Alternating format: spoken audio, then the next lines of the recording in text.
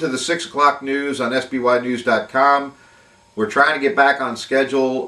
It's been pretty crazy, hard to do. I spent the day in Annapolis yesterday, as you all read today on my posts on Salisbury News. It was an incredible day, an incredible experience.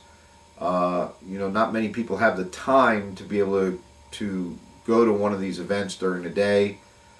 It was an incredible process, and I walked away somewhat pleased, but as I took the hour and a half, 2 hour ride home, I think I ended up with more disappointment than pleasure. And let me explain why. I put up some information on the post today on Salisbury News, but what bothers me is I didn't just go to the sex offender meeting in reference to Sarah Foxwell and others. I also attended another meeting where a bunch of senators and delegates were there, in which the Democrats asked the Republicans to come up with an alternative budget plan. And lo and behold, the Republicans produced a proposal that had $830 some odd million in reductions. And I sat through this meeting, folks. And I got to tell you, most of these reductions were not painful. What the governor actually puts out in his budget is a joke. I don't know what their game plan is, but I'll tell you what, if you're wondering why the state of Maryland is in the condition that it's in, look no further than O'Malley. Look no further than the Democrats just trying to throw out all this money in the hopes of going, well, let's see what flies and let's see what doesn't. Well, $830 million didn't fly according to the Republicans, and when I heard what their reasoning was behind each part that they cut out, I supported them 100%. It was pretty darn amazing. I just cannot believe that we as Americans, and this is where I was disappointed,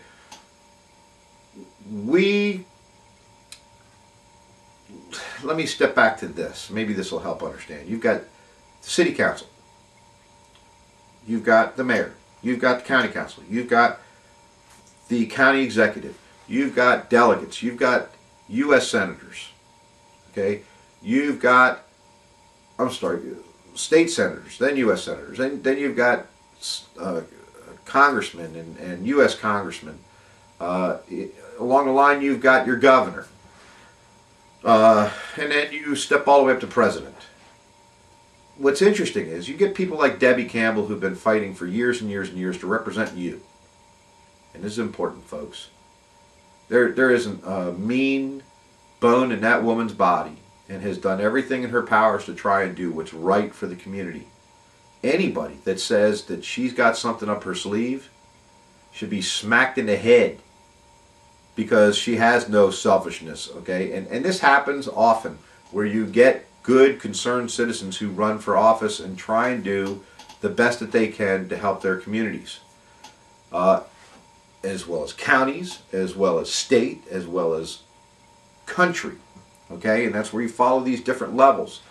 The bottom line is, what I found most interesting about yesterday is, I've got more power with this website than any one of those politicians you name there. You know why? Because I'm backed by you. You don't have to agree with what I say all the time. In fact, I encourage you to disagree. I don't have a problem with that. Let's talk about healthy debate and discuss issues, because it's going to educate you and it's going to educate me. You may be right about certain issues, but you don't and never have had a format in which you can discuss those issues so openly to hundreds and hundreds of thousands of people. Okay? That's what we provide with Salisbury News.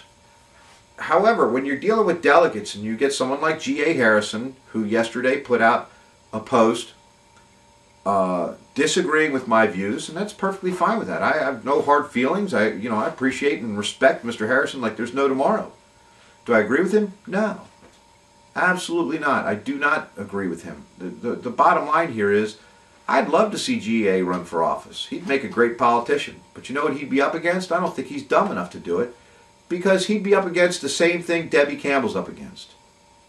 Three buffoons who sit there and delegate who could care less about their community. And you know who I'm talking about. Well, don't think that that doesn't happen with your delegates and special interests like developer reimbursements, like, shall we go down the line? Friends of theirs in the fire department. The fire department gets multi-millions of dollars worth of improvements and fire trucks and equipment to go on the fire trucks. They don't have to take the old equipment off the old fire truck. They get brand new stuff that they don't even need. Bars that are supposed to last 40 years. Nah, get rid of it. We'll get new stuff. It's at the taxpayer's expense. This is what they're up against. And no matter what level you go in government, this is the problem. It's not about we the people, you and I. And that's what's so important, that we unite as an entire group to help change our country. You won't see me this serious very often. I mean, I learned an enormous amount of things yesterday. That experience was phenomenal. I saw a lot of the city council and county council right in the House of Delegates. They weren't present, mind you. I'm just saying their mannerisms, the way they go about things, the way legislation is brought forth in our state, and the way it's moved through government. We're getting nowhere as a country, folks. We're getting nowhere. Doesn't matter if it's Obama. I don't care who's at the realm. The bottom line is we need to take our country back. And through the blogs, we can do that. You didn't read anything about the Sarah Foxwell situation in the Daily Times from yesterday's event. You didn't see it on BOC. You didn't see it on MDT. In fact, I know for a fact that the Daily Times cannot afford, will not afford, and will not approve of anyone in Gannett Corporation traveling to Annapolis for an event like that. As important as it is, a murder, they're not going to do it. They don't have the money. And that's pretty sad, because while you're advertising with them and you're spending your money, they are not going to go to Annapolis. They're not going to go to Washington. They don't care. That amazed me that was not an important enough story for them to follow through on. But that's what you're dealing with today. So what are you getting education-wise? When you pay money for that newspaper and they deliver it to you, are you being educated? Are you being shown that we are all pretty worthless as just citizens, and while we gripe and complain, like Mr. Harrison does about certain delegates and public officials, because he just doesn't agree with them, the sad part is that Mr. Harrison should respect the fact that they at least took the time to represent them. Whether they're a Gary Comegys, or whether they're a Mike Dunn, or whether they're a Barry Tillman, or whether they're a Debbie Campbell. One thing you have to respect is that they took the time to at least go out there and represent their communities. You don't like it, you need to step up to the plate and you need to make a difference. Now, that being said, what is cool with the new form of media, with blogs, is that I can present this kind of information to you. We can disseminate and go back and forth on what we agree and disagree on, and we can make a difference. As long as we know the delegates are listening, the senators, the congressmen, the governor, and even the president. As long as we know that the blogs continue to grow and we gain their attention, we become our own force. We become more powerful than the governor, because the more you become educated, the more of a difference we can make in local, national politics.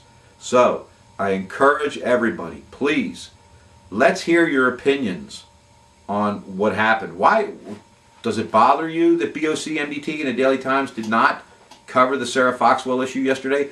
Did it bother you as much as it did me that Jennifer Foxwell and her mother didn't even go to the event? I mean, this was in reference to their daughter and granddaughter. She's out talking publicly at different meetings.